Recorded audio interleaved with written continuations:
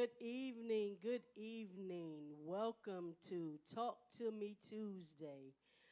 First of all, to those that are listening and those that are in the sanctuary, we want to definitely apologize for the late start, but what we can't apologize for is technical difficulty because we cannot help when it comes to that. But we definitely apologize. But I am so excited. We're going to get right into it. As you know, I'm always sitting beside, and I'm excited about always my co-host, Nikki, my daughter. I'm always excited about that. But then I'm excited also. I have my other daughter sitting with me, Janae. Janae, I'm excited. And then he's not my son, but man, I have Daryl Hughes the second with me right here. I'm so excited that he's here with us as well. But look, we're going to get into it because we're already late, and we do not want you to tune out on us right now because we are behind. But we have PK Kids with us on tonight. As you already know, like I said, I have my daughter here, and Brother Darrell here is a PK Kid. So we want to get right into it, right, Nikki? We want to go ahead and get Nicole. So I'm calling You her don't know Nikki. what they call I it. don't know what to call It's it. real Nikki nice. or Nicole or Sometimes what? you gotta switch it up. Switch you it up? can't be the same all the time. I can't be the same all the time, because I'm excited. I'm excited because, one, I have two, Nay and Daryl are very special to me. They always say, "Mom, you got something cocked up, you something up." I don't have nothing up, but I do know that they are gifted. Both of them are gifted. I'm not going to put them on the spot. No, they are not up here to sing. Those that are watching, that know them, know that both of them, yes. She has tried it, though. I have. I just want y'all to know. Yes, they can sing. Yes, I'll put them up against anybody in the city together by themselves and everything. But they are not up here to sing. They're up here to answer some questions. And no, we have not, gave them the questions. It's not a What was fun? It's not rehearsed or scripted. No. What's fun though is that in the process of waiting, and again, she said we apologize. Sometimes though we need a little minute because the laughter that we got to engage in up here was hilarious and kind of needed because I think Daryl was a little nervous. Like, what? So what y'all gonna ask me? What we talking about? Right. So I think that moment was necessary. Yeah, absolutely. But before we get started, I think I would like to hear you guys if you could introduce yourself. Okay. And then introduce your parents. Absolutely. I'm Daryl Hughes II. I'm part of Victory Christian Center RVA. Senior Pastor Dorothy Hughes. Bring you greetings. My parents are Daryl Hughes and Zena Hughes. My mother has 5 degrees. She's a doctor. She's a pastor at the ministry as well. My dad is the co-pastor. And again, my grandmother is the pastor of the ministry. So that's just a little bit about me. Understood. Well, I'm Nene. You might know me as Janae. What my parents are, I'm Alicia. well, my parents are Pastor Julius S. White and Karen White. My daddy got some degrees too. That's what's up. That's what's up. Y'all might as well laugh because we're gonna have fun. a good It's all time. Listen. Good energy. But I wanted you guys to introduce because sometimes I think as preachers' kids, y'all can correct me if I'm wrong. PK, preachers' kids, for those who are watching and may not have a clue of what that was, is what the initials are, and both of them are that.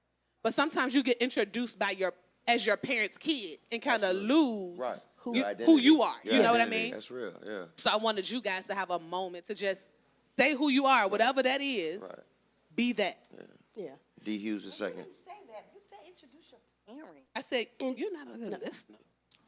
This is what happens when your older sister on here. Because what I said is yourself and your parents.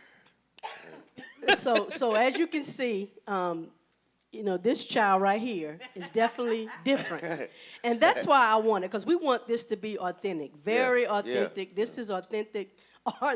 This is Spell real. that. Authenticity. You better come through and help her, Daryl. Thank you. Authentic. So this is real. So so we told them when we asked the questions, we want them to be real. Don't get churchy on them. Right. Answer the questions real from your heart. And so this is what it is, okay? So You gonna start or you want me to start? you start your first question. Okay, so let's see. Okay. There's a difference in being a pastor and being a parent. Neither truly came with like instructions, right? One got a call and one got another phone call, right? And so how as PK, how did you all handle reverencing them in those two roles? Did you ever get lost in that process? Like, I'm talking about as growing up, not just now as adults, but maybe give us both. Like as a kid growing up, a teen in the life that you want, and then as an adult, the parent and a pastor, how did you reverence them? Ladies first. Well, I can honestly say it is hard because you're going to get both no matter what. Like, it's days that I just wanted my mom and daddy to fuss at me like mom and daddy. Don't go to the Bible say this, that, and the third. And I got a whole lot of, in the book of this, like, Daddy, can you please just talk to me like you my daddy? Right. But he's being him. So for me, growing up, I can't say there was a big separation of the two. Wow. It wasn't. I got pastored and parented in one. It wasn't. No. I mean, that's just for me. Maybe because I'm a girl. I don't know about my brother, but I can honestly say no. There was no. No, not for me. No. That was a great. She took the words out of my mouth, man. It was like, kids are more likely to follow the example than the advice.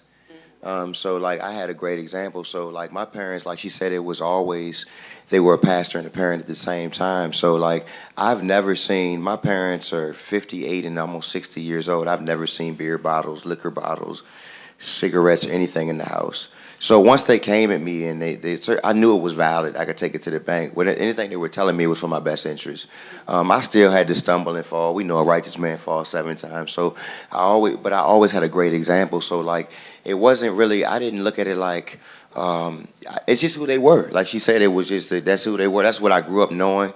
And that's what I've seen even to this day at 35 years old. That's all I know is like just that example. It was more so they gave me the advice, but they had the example to back it up. So that's what more so kids are more, people are going to look at what you're doing more than what you're saying. Absolutely. So like that's what I had to fall on. The fact that they were saying and actually doing what they were saying, it was kind of like it was valid, and I saw the fruit of their labor and everything. So it was kind of like I've never been locked up in my life or anything. And I'm not saying there's nothing wrong with people who've struggled like that or whatever, but certain things I just wasn't going to do because of the reverence of them as pastors and the name on my back. And then I'm representing him as well. So it was just like, just all of that in a nutshell. Like she said, it was never really a definite separation. I just accepted it, and it was all I was. So let me ask you this: So are you saying that you never stumbled? No, I never said that. No, okay. I'm never saying I never stumbled. I'm saying when they came at me, it was like I had. If I stumbled, it was because I stumbled. It wasn't because I didn't have the example or I didn't have the structure or the know-how. You know better, you're supposed to do better. But, you go out there, and I had to realize it was hard for me to embrace early on, but I had to realize I was different. And it took for me a while, and maybe into my teen years that I was different. I couldn't do what the other guys did. Not because of my parent, because it was just certain things in me. You know what I mean? So I did stumble. I'll 2-3 hands I raise up and say a few times. But it was always I could hear my dad in the back of my mind, or a scripture or something. You could hear somebody, you know what I mean? So it paid off. I can't say it. I don't like. It was like I just wanted them to be normal parents. I actually appreciate that aspect of it. They took enough. They loved me enough to be honest and true with me through the Word of God. You know what I mean? So when in your ministry, in your parents' ministry now, do you dress like you dress now? I do. I would wear this on a Sunday morning. I might throw a blazer on. I might not. I might have it. Because God looking at the heart, and they've embraced that now at the point. There's a lot of people that's wearing 3-piece suits that ain't gonna make it in. You know what I mean? So what a high bill. They got a high bill. Looking at God, looking at the condition of the heart, man. So we pass all that. Now I'm just being real. We being real. So like when I'm doing praise and worship, because some people can't rap I take my earrings out. and I might do because I don't want to draw attention. Some people just can't, because I want you to be able to get what you got to get out of this thing. You know, some people still are carnal. You know what I mean? But God is looking at the condition of the heart, man. His ways are so opposite from ours. So he's not even looking at what we look at. Humans look at people and like, but come on, that ain't even fair, man. If he looked at us like we look at each other, we wouldn't even have a chance. We would not So have a we chance. wouldn't have a shot, man. So I ain't gonna ramble, man. Y'all No, got me no, on we whatever. good. We We was good. great to sit back and just let you just. That's why you're here. Even if that's That's why you're here. That's why you're That's just here. that's just how I look at it, man. But I will, you know, I reverence him. When you reverence, you acknowledge, you know. But some people are still gonna be carnal. They're not gonna accept you for who you are, even though your testimony. Without no test, ain't no testimony. No mess, no message. So to me, you gotta go through something because you can't preach to people that's going through something if you ain't been through something. Like how Make you relatable. you just Right, they or just see you in a relevant. college. Why I can't dress like you? I'm human like you. I Right. wake up and put my pants on one leg at a time just like you. So I'm no different. You know what I'm saying? But my heart is just in it. I really love him for real. That's you know what I mean? Yeah, so I get that's it. all. Yeah. So I mean, I guess because also, even though I think we talked about age earlier, and so again, we're not like 20 years old, right? Right. No anymore. We're not 15 anymore. Absolutely. So I'll be 40 this year, and Mo, you'll be how old this month? Oh, okay. So something after me. I don't know what that number was. But in the realm that we're both in, we both serve, Right. right? So in understanding, like taking the earrings off, like as a thing. Some people may not even thought about that. Like I Right. remember learning from her, if you work the altar, like make sure sometimes your feet are covered. Right. You never know anybody's temptation or the things that they're dealing with. Right, So that's a right. part of kind of also growing up with her, although like I didn't grow up as a kid with them. I was. But 15 years. But one of the things I wanted to ask is, if you were talking to us, kind of like I'm no longer a millennial, right? How do we continue to stay relevant, right, and relatable in a space and not lose ourselves? One of the things I love about my pastors, to be honest, Right. is the way they dress. Right. Like when I post pictures of dad and mom or a pastor and co-pastor or any whatever title you want to get them today, like at every point, everybody like, she went at the church? Right. He wear his suit. Right. He got those. But he also looked good because I taught him how to wear a pair of ripped up jeans. Right. Swag. You know what I'm saying? Right. Yeah. So how do we, not just with clothes though, but how do we stay in this season, you think, Yeah. relatable and relevant in ministry? How? Our youth. Do what with them? Do what? We interact with our youth. My son keeps me relevant because now I feel old now. I mean, I'm 30-something years old, and Zion is ready to be 14. I don't know what's really going on because I'm not on Facebook and all that as much as I used to be. He's more in tune with YouTube, so he can come run out, Mom, this was going on, Right, Mom, right. this was going on. We have a lot of youth here in this church. So I feel as though the youth is what keep us relevant. They're going to tell us what's going on in their own way, you know, with what's What they going like. on. Yeah, What they don't like? they do. When we have the little youth gatherings downstairs and we play our gospel hip-hop music. But okay, so even though we're laughing, so Right, like right. as we talk about like gospel hip hop, even though it's not even, how do you transition or transcend in inviting them in when you have the Zions and the Maliks and the Nicholases who are like, I don't want to hear We that. don't like that. When I was younger, remember we used to go to those little things at the church, like the big concerts? We actually wanted to go. You know, that like Faith Landmark and stuff like that would have. Because I guess maybe because we were embedded in church, you know what I'm saying? Like, we grew up where we was going to church. So the 1, 2, Eagle 3. Ivories and the things like that, yeah. You know, and just like when we used to go to USAP, Yeah, you know, okay, growing up, yeah. those were things we wanted to go to. I mean, they were fun. It's just to me, man, the culture kind of is so watered down now.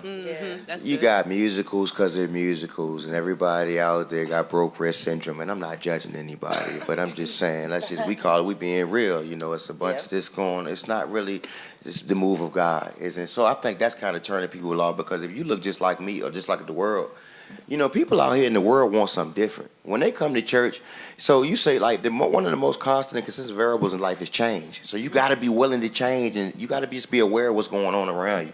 So like you got to know that like, you know, people want to feel that when they come into it and they've been dealing with depression or certain things in the world, and they dealing with homosexuality, lesbianism, or a struggle with drugs, they don't want to come in church and see the same stuff going on. They want, you know what I'm saying? So I think that's what the difference. It's not so much in just the attire as well. Yeah, you want to relate to them, but it's more so giving them a different substance, a different element. A lot of churches are so watered down now. Not saying this one in particular, but we just being real. Like it's like they doing musicals just to do musicals, but it's not really a move of God. It's nobody's really being delivered. What happened? You see the old churches, you walk in, there's canes and the walkers on the walls and stuff, but that stuff ain't happening now. It's just who can get ordained, who can get the most titles and stuff. We just lost sight of really the purpose, you know, our purpose. So, I mean, not to get off, but I mean, I think really like it's not. We can relate to them. You just got to be real though, and you got to give them something different. You got to be off, like we said first, like authenticity. They want to see that, man. You can dress like them, but you still need to be set apart. Does that make sense? So. Absolutely.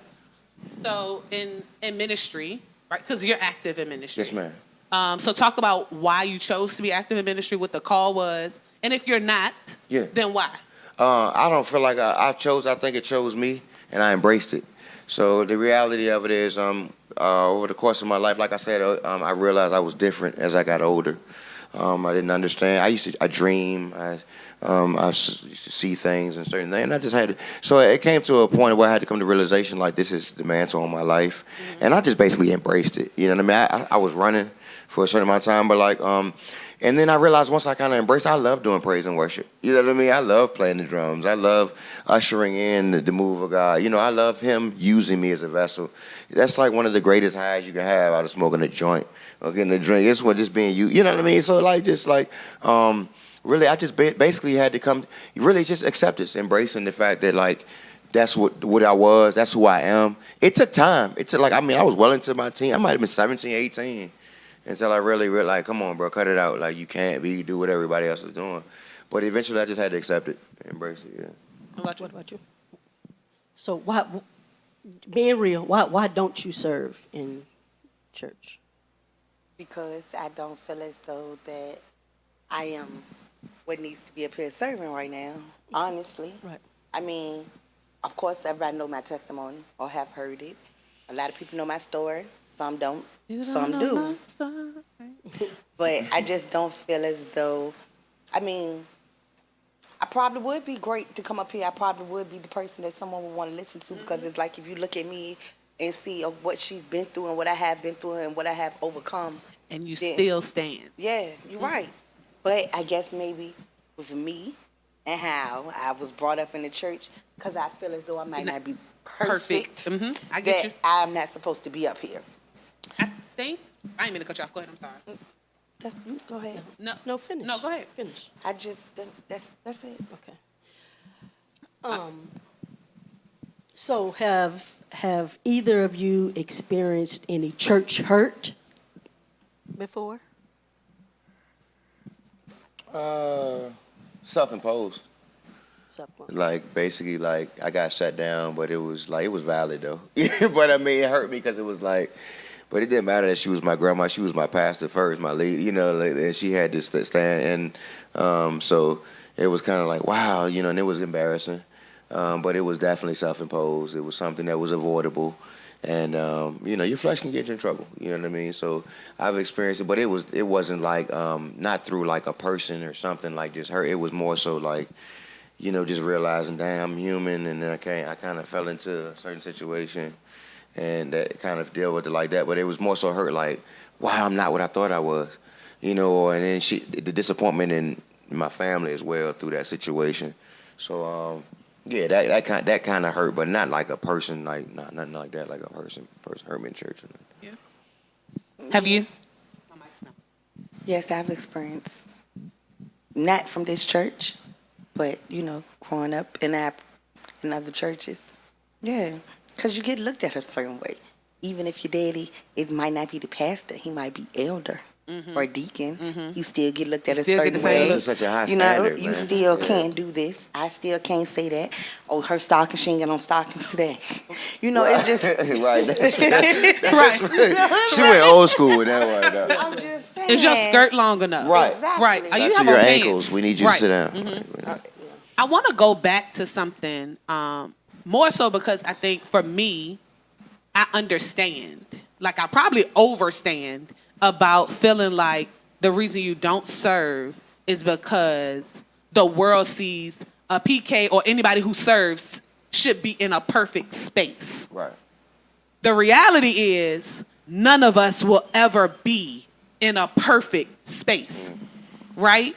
And so, it's a growth moment, right? So this is just me probably way off topic, but a growth moment is when you realize that I'm not doing it for them. You got to get there. I'm not telling you that it's going to be tomorrow. When you get there and realize that I push and I serve and I work to be better for him, ultimately those who need to see and hear from you gonna see and hear from you. Gonna shine. And it's gonna be so crazy because you're not gonna even realize that they saw you in a space where you never see you. And the only reason I can say this is I can sit with her, right?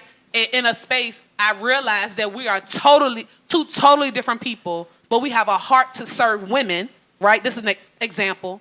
But the women that I'm gonna speak to probably not gonna receive from her, right? And the people that she gonna speak to and the women and the people that she gonna minister to not gonna hear from me and understand because we have a different set of sheep that's supposed to understand our voice, right? And so there is somebody waiting to hear it, and it don't have to be in four walls either. I truly believe You know what I mean? So I just want you to, even though it may not be here, there's a place and a space. Well, I think I minister where I'm supposed to minister, and that's why I work the job Understood. that I work. Because people that are in that situation, I've been in that situation. It's relatable. You know what I'm saying? So it ain't no excuses or nothing. Whatever you tell me, I'm going to understand because I've been there. Right. I went through it. I lived through it. I know I've dealt with a whole lot different more. That's why I can say up and down on where it is I'm supposed to be because there's some days, I am supposed to be here. And I was supposed to go through what I've been through in my life. And I was supposed to endure it. That way, when whoever it was that's supposed to come around and when it's my time to minister, I can minister the way I'm supposed to minister to whoever it is, whether it's male, female. Absolutely. I don't think man's just for any particular person as far as women. I just think it's for mine either. anyone Understood. who can grasp on or who has been through what it is that I have been through, I've dealt with, what it is I've dealt with. And they're going to receive it from you. Exactly. Absolutely. So you actually answered the question wrong. So you actually do serve, just not here. Okay, well, yeah. Let's get to the exact. Let me sit back. You see, I sat back. This is when you know you're right. I serve everyone. I serve on the outside. I'm the outside ministry worker. All right, though. Evangelism. Look at it. Go ahead. Just remember that, we're not serving for men. We're serving to please God, the ultimate person. So what are some pros and cons of being a pastor's child? Well, the cons would be go to the club and aren't you pastor's? You pastor's daughter? Go to the bar. Aren't you pastor's daughter? And then your cup, this is them trying to figure out what you drinking. Let's see. You go just about anywhere. Aren't you pastors and them daughter? I got in trouble a lot growing up because I was pastors and them daughter. Pastors and them. And at first I didn't even think people knew that I was their daughter. Oh wow. It's funny what you realize people know. Yes. Once you get them calls. And social media makes it a lot easier that's why I'm to realize who your family is. Yes. I don't even have to be on the little picture with the family. I don't have to come to church for people to know that I was pastor and them daughter. So, yeah, that was the con. The pros is I might get a good seat when I walk in and the church is back. Right up front. Here you go. Wow. 100. Is it my turn? Yes, please. Some of the cons. The cons. Yeah, talk a little louder, Daryl. Thank you, Okay, Daryl. I'm sorry. The cons. Some of the cons. Having to drive home at 15, 16 years old because my homeboys was too drunk and I had a curfew. So I had to keep up with so I had to hold up, just having that standard that you would. Pros, knowing that I could get a prayer through. Yeah. Knowing at 14-year-old, if I won't go past that test, I knew to go cut the lights off and get on my knees and pray for myself at 14. Those were the pros I had. You got a lifeline. You got a whole lifeline. Right. I'm trying to be a millionaire here. I'm going to use all my lifeline. But no, reality of it, there are pros, there are benefits to it. But the cons was I couldn't come in the house high. You gonna be on punishment for 6 weeks. You're not going nowhere else. My daddy used to look me in the face. What son did you pass it? Well, I passed it. Well, if you passed it, you smoked it. And just because I ain't up in your chest don't mean you won't go out here for 6 weeks. And that's what it was. I never raised a hand for my parents or nothing. It was just the fear of God. You know what I mean? It's just the fear of them. And still, but yeah, the pros was I knew I could get a prayer through. I knew I could get a healing. But the cons, I couldn't be like everybody else. I just couldn't. I had to, I had to figure out a different way to be like to get it done. You know what I mean? And you were a great child growing up. She whispering over here like, played whoa, football and went to church. Why he still talking? You just make me seem like such a bad No, child. I'm not perfect. No, my mama sitting over there like, Wow. Nah, cause see, y'all ain't ask about. See, we can go a different route. Like, it's different avenues to this thing. Oh, but go ahead. Go ahead to drive me down the street. Cause I don't want to sit up here like I'm perfect. No. And I don't want to sit up here like I'm a preacher's kid. And I ain't, like, I mean, let's just be real. I'm not proud of it, but I done had to, deal with going to the abortion clinics. Mm-hmm. Just maybe not even my decision, just with the situation I was in with the individual. Right. I've had situations where, like you said, I'm not married and my son is 14 years old. You know what I'm saying? That don't mean I don't desire to be married. I'm still, I'm getting to a point to where I'm being perfected. Not perfect, but looking to be perfected. You feel me? Perfected. So, I mean, but I mean, I don't want y'all to sit up here and think, I don't want you to look at me like you just was, nah, man, I done did some stuff, man. I done got chased out some people's houses with their daddy behind me, you know what I mean, running out the girls. Well, I'm so glad you made it. Let's just keep it at, you know what I mean? So I'm not saying like, but I mean, it's growth. But this is a prime example to me of being a PK kid and she's in a ministry that's her parents, right? So in her mind, everybody that's watching know her whole story.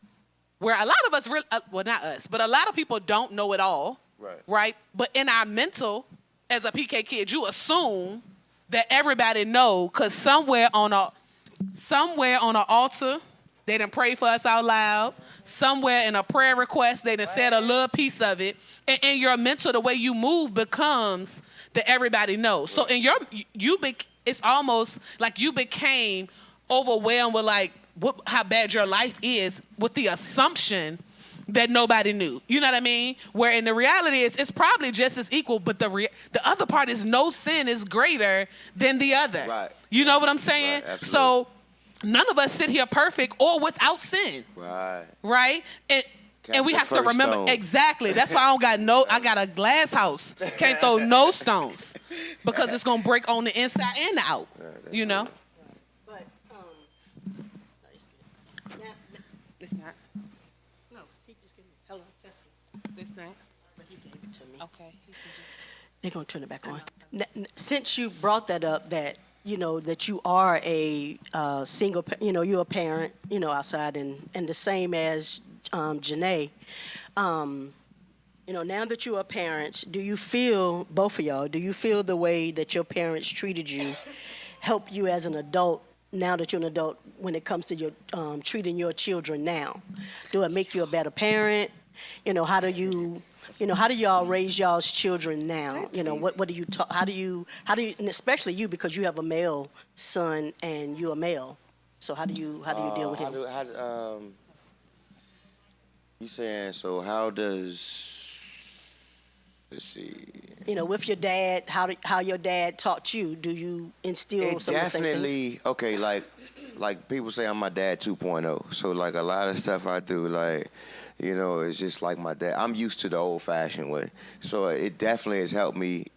Like being my son is 14, he's growing up in a lot of with the technology and the access to certain things. We didn't, like when I was growing up, your parents said go to bed. You didn't have a computer in your hand. Yes, that's right. You know what I mean? To keep on, you cut the TV off and you went on to bed. You didn't have TV in your room. You know what I mean? So like the reality of it, the way that everything is. So I try to keep be open-minded, but I still keep a lot of what my dad instilled in me. I do instill all of that into my son because it can only help. Like I said, I think I turned, we're going to slip and like you said, whatever. But at the end of the day, yes, I do. I thank my dad, what he does. I do appreciate what he did invest in me, and I do implement a lot of that into my son, Did I appreciate the whoopings and stuff? No, I did not.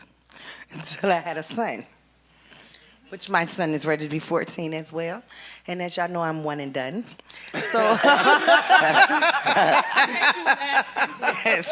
I am one and done. I learned my lesson early. Yes, it worked. My son grows up like my daddy grew up with his grandma. Next question.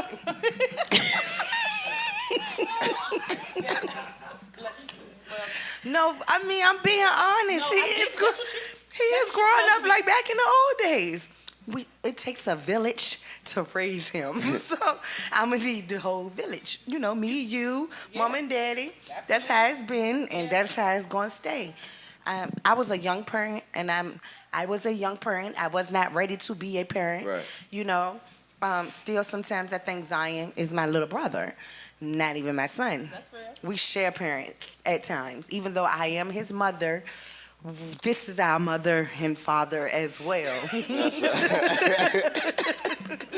When there's a problem at the school, they don't call me. You call me.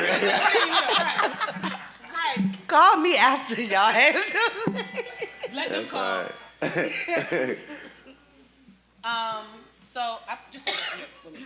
So one of the things that we can think of, it's not on. It's not on, Dad. I cut it on. It still was on. Hello, hello, hello, hello.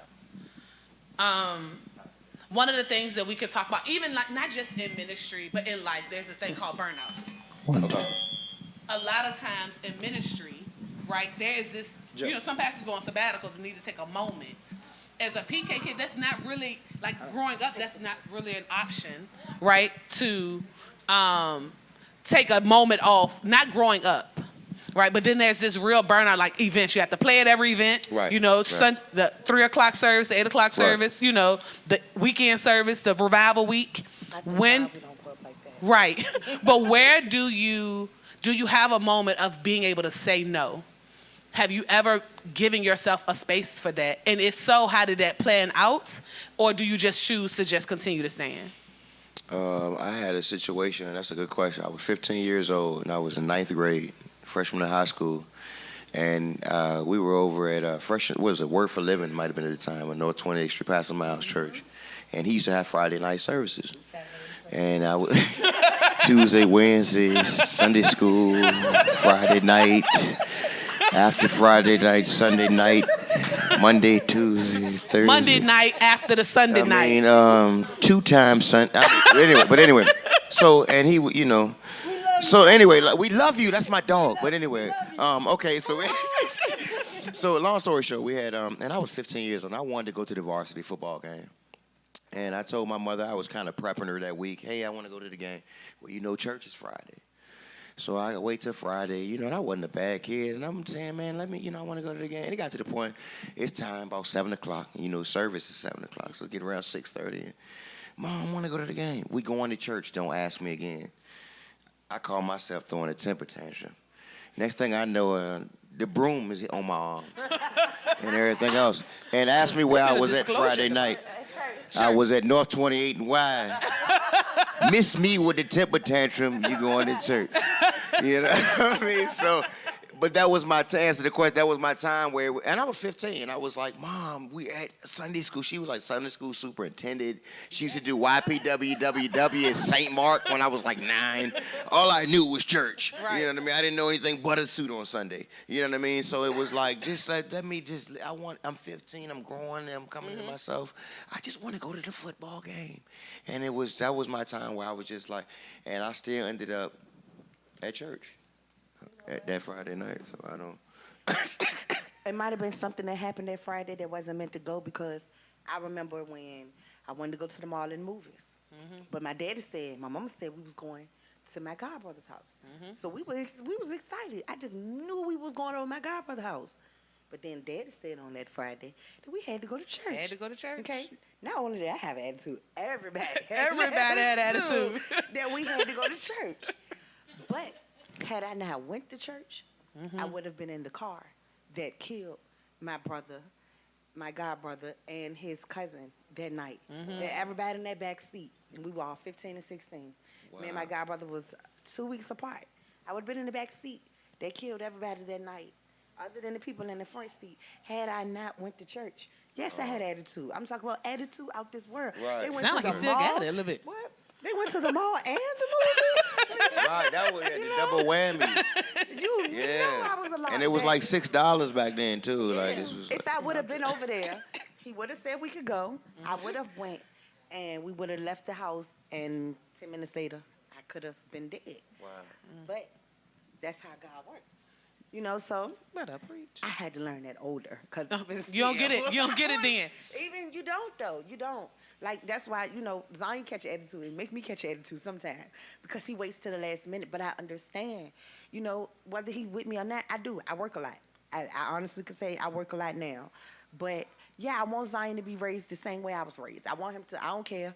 Yep, you got to go to church. I don't care what you're going to church for. I don't care if you're going to stack up some chairs. I don't care at what the you're going church, for. But you're going. Is this the Sunday that you got to do something with grandma? I don't care. But you're going. Because the reality is what? What's the reality? Like the reality, and you're wanting that for him. The reality is what? Stop it. Just don't look at me like that. I don't know how to answer the question. I think it's the benefits. We know All the right. benefits of There it. you go.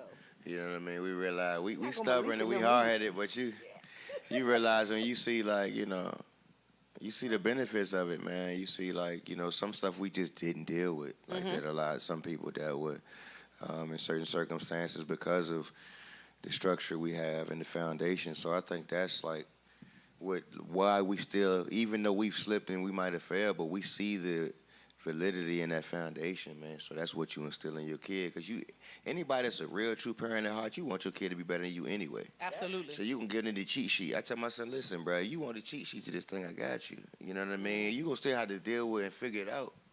But I'm going to help you the best way. We didn't see it like that growing up, though. We didn't see that it was. Nah. We didn't see that it was a cheat sheet. We seen. I know it all. Banger. Yeah. Like, I ain't trying But they to was hear giving us the today. cheat sheet to this show. Yeah. And I want Zion to be the same way. I want him to have the cheat sheet. I want him to be raised and growing up. I mean, grow up in the church. I want him to be able to quote scriptures. I can quote some scriptures too. That's You know. Well, I hope you better than me because I've been around him for a long time, and I know that Daniel was in that well. You know. Shut your mouth. Zion don't know, but Shut soon your people be mouth. coming to him asking him, can he help them with a prayer? Because they think that church kids' prayers get through faster. So Well, that's what Daryl said that though, so I'm gonna go ahead and accept that. I think so too. Wow. Wow. So, my last question is, if you could change being a pastor's child, would you? You know what? It's been times in my life that I said, man, I wish my mom and dad didn't want no pastor. Because I would have went to 8th grade prom, and I might have would have been able to do this. But then, how would I have dealt with, everybody called my daddy Suge Knight growing up. How would I have dealt with Suge Knight if he was not a pastor? Right? Still toting in that bag. Still toting in This that man, bag. somebody Lord, get we this don't guy know. red blazer. Get this guy red Right. blazer. Some toting in that bag in the back. We don't know what that would have been. To answer your question, no, I take pastor parents for 100.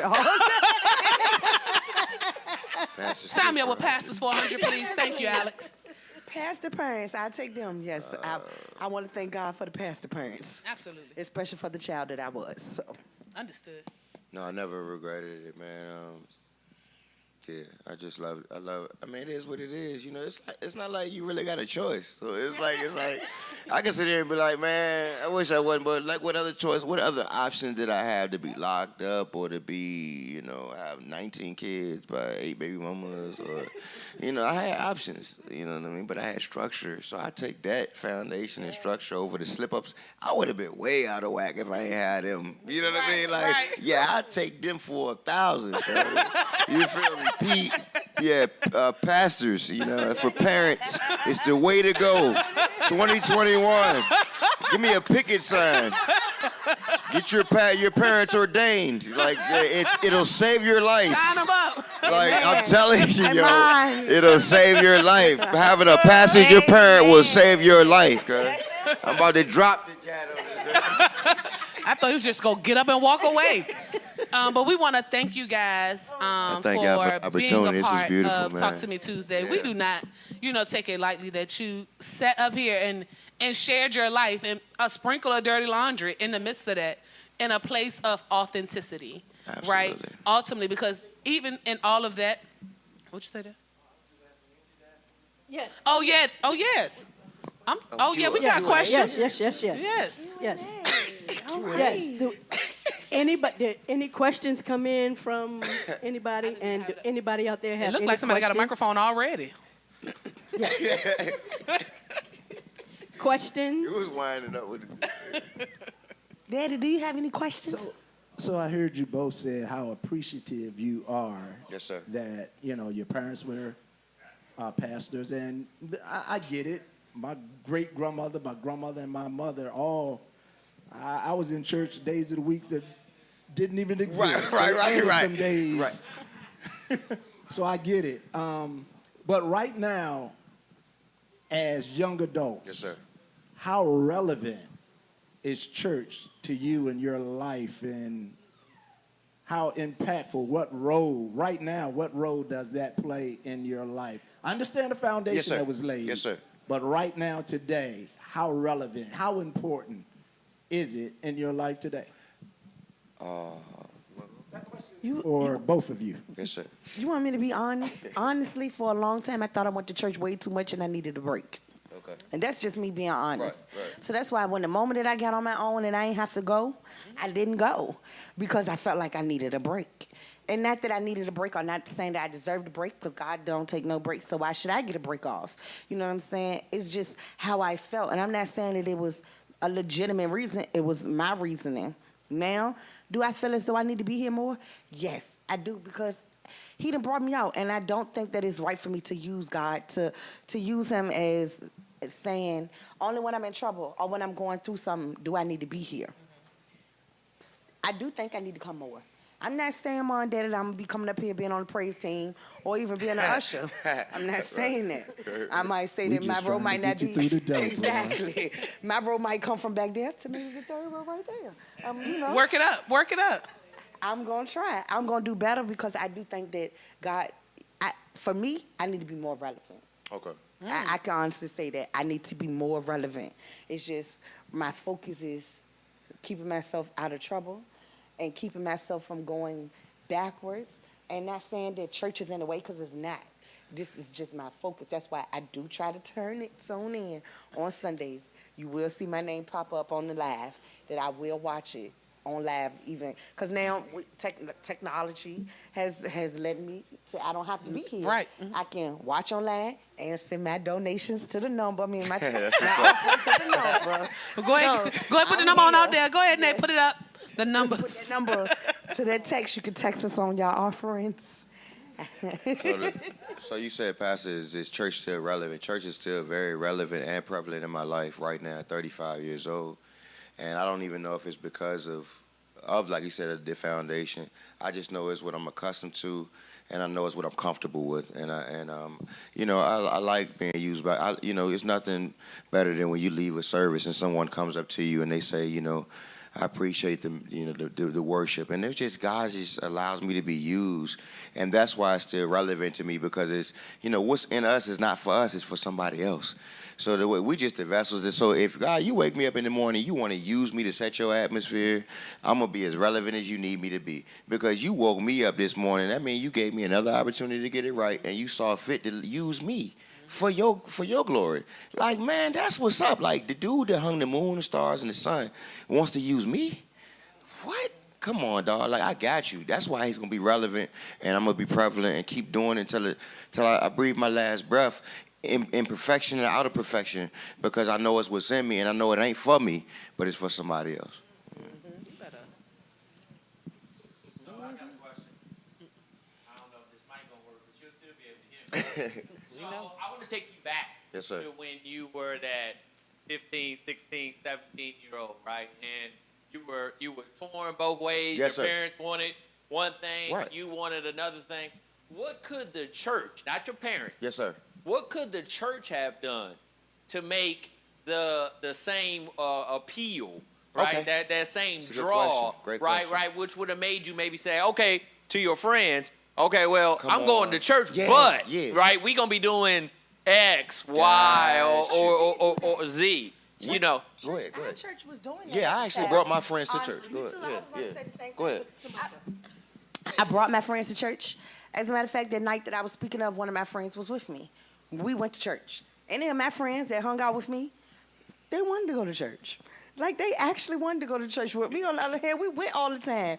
But we were doing fun things at church, like the programs that we named and stuff. So those programs were fun. They weren't even in Richmond. They were out of town. So growing up back then, church was fun. I can't even lie. 15, 16. Then, I mean, at 15, 16, you got boys at church. I was a girl. They didn't go to school with me. I think now, but that's a great question. I think now, like she said, it was we used to. I can even remember when my grandmother first started her church. We would do like carnivals for the community and things like that to kind of appeal to the youth. I think now, and what I've noticed is it's more traditionalized. It's more just get you in here and just beat you down, and it's more. It's not trying to appeal to the youth and really try to ascertain what they interest them and whatever. So I think that's where we kind of lost sight of a lot of church. We're just doing church, but we're not doing ministry, if that makes sense. It's just business as usual. So I think, like you said, when I was 15, 16, I could have strayed, but church was still kind of fun. It was still kind of, your boys was at church and you still had, but nowadays it's just like they trying to get you to church, but what are they going to do? What's the presentation? Are you leaving the same way you came in? You know what I mean? So I think that's just my opinion. That's just my opinion. We need the youth programs back. So is that what you just said? Is that pertaining to children, or is that how you feel about church at this particular age? Is the church doing enough to capture the interest of millennials? I don't believe so. The generation below. You know why? Because you have to, like I said earlier on with one of the questions, change and evolution is a constant variable, and the church is reluctant to change. They don't like to really change. They don't like to. If your skirt come up a little bit more now, but them the ones you want in. You can't. You want the ones that need to be saved to come into church. You don't want the ones that's already got it. Like to say, you want the lost. That's who he died for. So we judgmental and we don't. It's to the point to where people scared to come to church. Right. They know they need to come to church. They want to come to church, and they know, but it's not. We not. And it's why? Because it's like it's become so traditionalized to me. They not appealing to, like, I love your ministry. I love the face what you represent, because it's like, I give you a shout out, man, because you feel comfortable. It's not like you say, the way you dress, that's a brand. You know what I mean? You putting out a brand, but when you put out, if you come in there, I feel like I gotta wear a suit every week, and I might not have a suit, so I might not come that Sunday because I ain't have a tie. But I needed to be there that Sunday because I needed that word of faith. You feel what I'm saying? So it's a bigger picture, man. We get lost in the sauce. But, man, people, they not reaching out to us because they like, we so much different than them, but we just like y'all. Because people been having babies since they've been babies since before the time. 14-year-olds was having babies when they was back in the day, but now when you do it, your 14-year-old have a baby. Now all of a sudden the world ridiculing them. But these people, 14-year-old having babies and getting married. They would force you to get married because you was in church. I'm done, man. Y'all gonna have me. But this is really, really good because that's the real talk. And I'm sorry. Yes. Nah, you got it, real man. talk that needs to be out because you're the generation. Ain't nothing new under the sun. Ecclesiastes tells us that.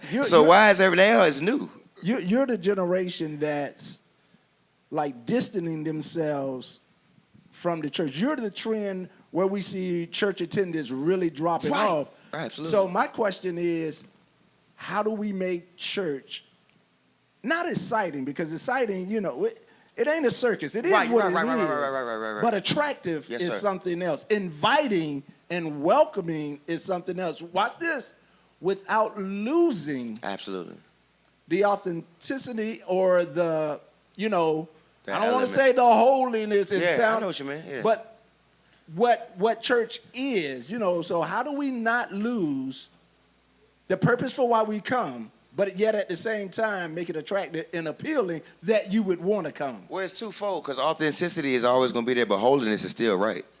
So people the world got to accept that you still got to live this thing. You know what I mean? So it's twofold. Like we can make it appealing. And a lot of, it's some. I'm just saying, not your church. I'm saying certain ministries aren't willing to stretch and appeal to the youth.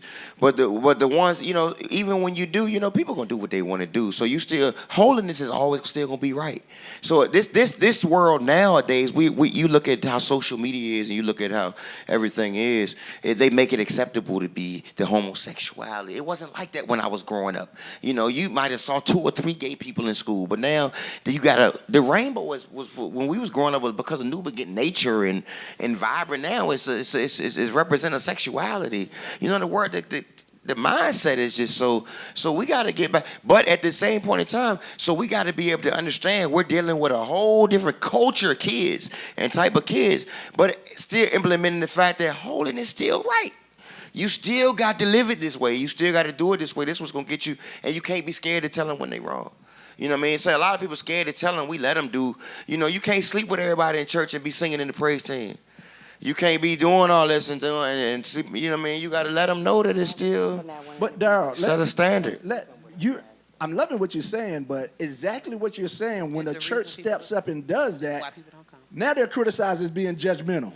Now they're criticized, hold on, as being traditional. Now they're criticized as being uppity. Now they're criticized as being not understanding, not inviting, or not welcoming because...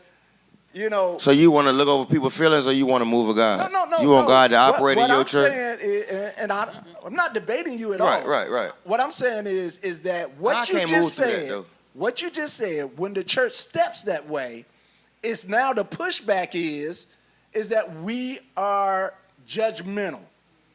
We are traditional.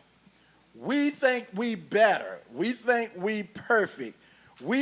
And all of what you're saying, that holding up the standard, which is what all it is holding up the standard of the kingdom. Yes, sir. And the standard of the kingdom doesn't come down. God invites people to come up. Right. But when you come that way, you're seen, and and now I can't go to that church. Right. Or I'm not going to church because they babes. They still on the milk. That's all. You gotta look at that. You can't worry about that though. So all I'm saying is, I hear what you're saying, but hear me from a totally different pastoral perspective of that's shepherding. You know what I'm saying? But you can't shepherd sheep that don't belong to you. Right. That's real too. That's real, Pastor. Yeah, that's real. And you can't water down what God has in you to pacify somebody. You can't pacify these members, man. You gonna say Go something? ahead, Pastor. But you still gotta love. But you still gotta love them. Yeah. You still got to. But you love them. You tell the Bible. What it's saying? Probably, if you hate them, if you don't chastise them. Yeah, but so are we talking about like homosexuality? No, we're not. I'm not talking about any particular sin. I'm talking about when you take that stand. Yeah. When you take that stance, let's just use the old school term. When you take the stance of holiness. Right. When you take that stand and you draw that line in the sand, all I'm saying is the same way that we'll sit and say church can't be judgmental, or Christians are too judgmental. We are, we closed-minded. We this, we that. We point out everybody else. And it's all because you're taking that stand. Now, I take that stand with myself. Right. Absolutely. You know what I'm saying? Right, so absolutely. My sin just as wrong as anybody else's. Right. But and now when you're trying to win, but you hold up that standard, it's that standard that people reject. Yeah. It's that standard that people have a problem with. Right. So the teaching and preaching that you're telling us to do, as the church, is the same thing that people say turn them off from the church, about the church, or from church. So I guess that was my question, because not saying that you guys are doing anything wrong. Right, yes, sir. It's just that you fall in that age bracket. You hear people, you're around people. Right. Like, what's the temperament? If I'm a pastor and I want to create that inviting atmosphere, I know that God's holding me to a standard.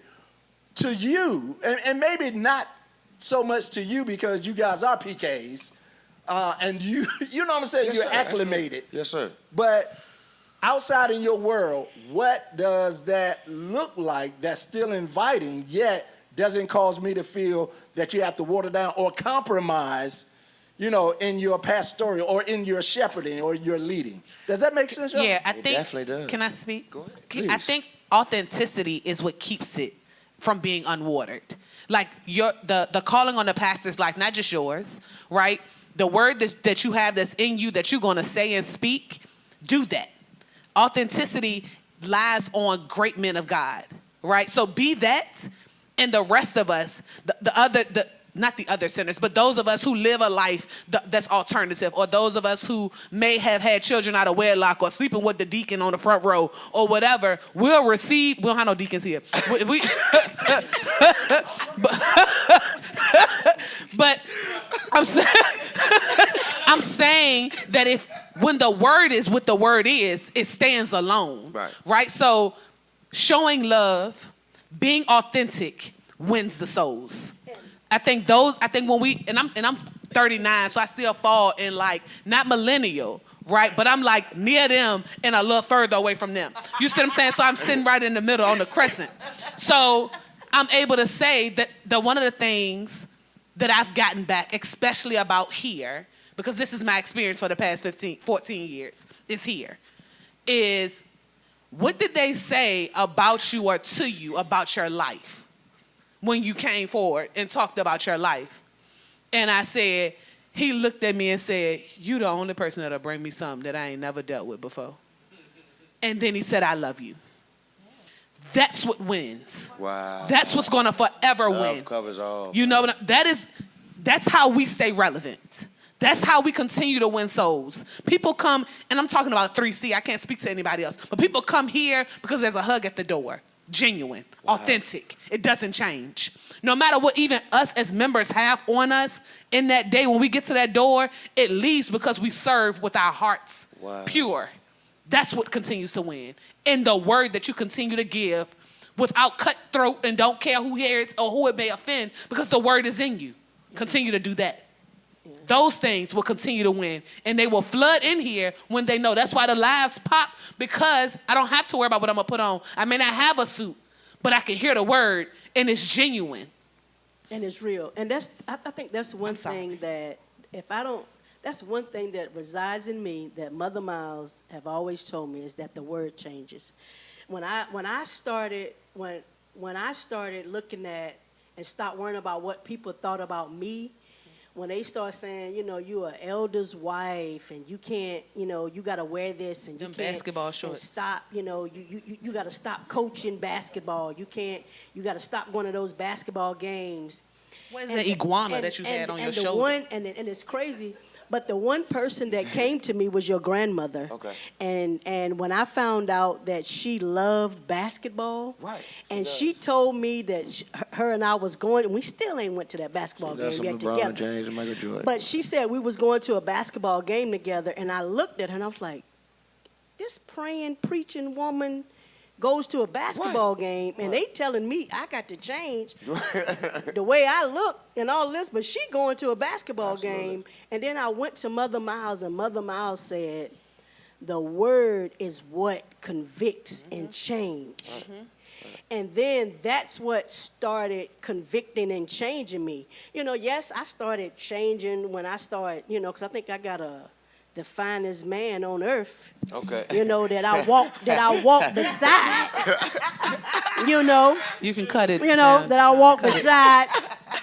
That's why we gotta hurry up and cut this show short. But the word, the word started convicting me. But I love how I dress. I like my Adidas sweatsuits, because that doesn't, I begin to understand that doesn't change who I am and who I were in Him. Then it started making me even more comfortable, because I'm comfortable in wearing this. Right. I wasn't comfortable in wearing those dresses. Right. I can't wait. I wasn't comfortable in that, and it didn't make me, anything less than anything else. So with you, Pastor, I would say just keep preaching the word, because I think that once you begin to get into your word, the word will convict you to change. You know, and I'm with Nicole that I think that the love and getting in the word would change, because we don't know what's out there in those seats and who we're ministering to. We don't know. And I think that people get caught up in, there's no big sin, no little sin, no, what. I believe that holiness or hell. Right, I believe right, that, right. the holiness still works or whatever. But, I have, as you can see, I have daughters and sons that ain't perfect, but I love them the same. I love them, and. And I also think, and I don't know why, but also to tell you that if it fall on happenstance, coincidence don't happen on its own, right? So if I walk in here and I've been dealing with some things and that just so happen to be what you preach on, or it fall on your spirit, say what you got to say and don't hold the word back because it may offend. I'm just talking about pastors. No, because I've been called out in the middle of a church service. What? Do you know how many times I done told Daddy that you can tell me what the Holy Spirit tell you at home? Or call me on the phone. You do not got to wait till I walk up in here. But you don't know when it come. You don't know when it come. Don't embarrass my daddy like that. You don't know when it come. That's deep, though. That's real, though. Yeah. As long as you got something to offer, man, they gonna take it. Yeah, they gonna take it, man.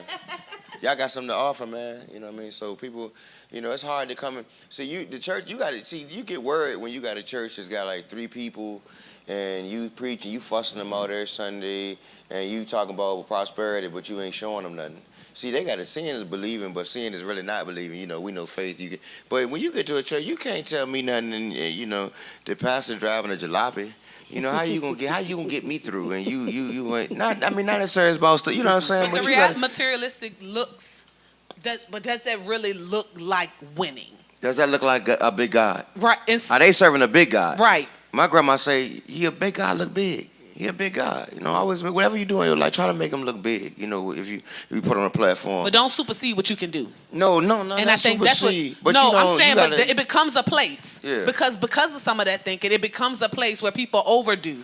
Absolutely. And then God did it. And then we pulled your bank statement and your credit score is a 320. But you can't have 3 members for 20 years and you trying to tell me that I'm a prosper and you can't tell me nothing. That's just me. I'm just being real. You got 3 members for 25 years, dog. What you really gonna tell me, cuz? Because where your faith at? So how you gonna believe for me? You can't believe for you. You feel me? Like, that's just me, though, man. I ain't mean to go ahead. Y'all don't get me in trouble, man. Hey, cut that. Cut 2. We live. The last take. We live. We live, baby. We're gonna edit this. You put the beep like you. The profanity beep. So, Pastor, Anybody else have do you any have questions? anything? I love this, man. Pastor This is Joe, awesome, do you man. have anything? I appreciate this. Do any? 2 more hours. 2 more hours. No, He decided to pick it for the pastor's kids to be working for the vote you a parent that's a pastor, get them ordained. You decided a lot of stuff up here sorry, today. man. Go ahead. Do anybody else have any questions? For those that are watching, we are grateful that you stuck in with us. We thank you for watching Talk to Me Tuesday. Please, check us out on Sunday. Our special guest on Sunday will be Pastor Chantel Jefferson. Please, come on. Please come and check us out again. That it's going to be bananas again. Our pastor kicked it off on Sunday, this past Sunday. Please come out to Save Women Rock on this Sunday. It kicks off at 10:30 here at 2213 National Street. That's where it's If at, you man. don't want to be here, but always check us out on Facebook Live or YouTube, right? Check us out. Y'all whispering? You got anything? No. And again, We were talking about our dad. So y'all go back, check out Sunday.